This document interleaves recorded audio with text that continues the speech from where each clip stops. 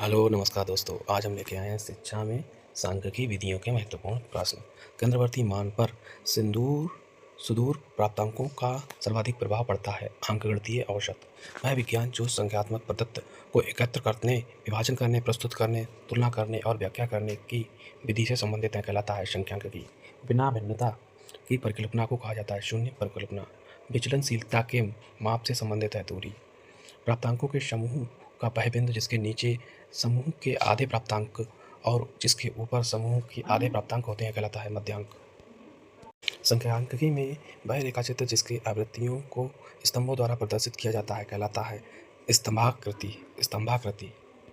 आवृत्ति विवरण को रेखाचित्र द्वारा प्रदर्शित करने की विधियों में से एक विधि है स्तंभाकृति। दिए गए प्राप्तांकों के समूह में जो प्राप्तांक बहुधा सबसे अधिक बार आते हैं उसे कहते हैं बहुलक।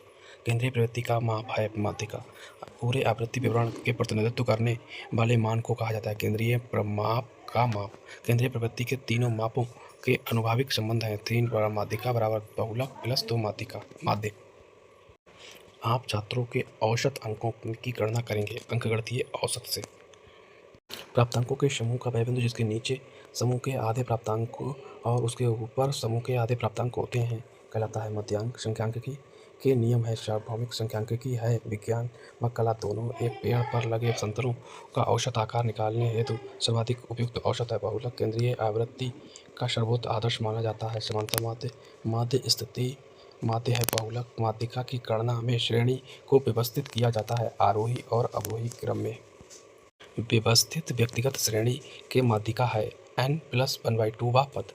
माध्यांक की विशेषता होती है सुगमता, विश्वसनीयता, संभाव्यता। माध्यमान कहते हैं प्राप्तांकों का औसत। शिक्षा में आवृत्ति विवरण का महत्व। कक्षा में छात्रों को किसी विषय में सामान्य योग्यता का स्पष्ट ज्ञान प्रदान करता है।